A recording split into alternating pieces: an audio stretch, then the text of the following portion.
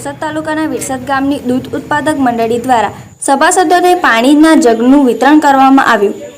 વિરસદ ગામની દૂધ ઉત્પાદક મંડળી દ્વારા બોનસના રૂપમાં પ્રોત્સાહન ઇનામ પેટે ગામમાં દૂધ ભરતા 1100 જેટલા સભાસદોને 20 લીટર પાણીના જગનું વિતરણ કરવામાં આવ્યું છે।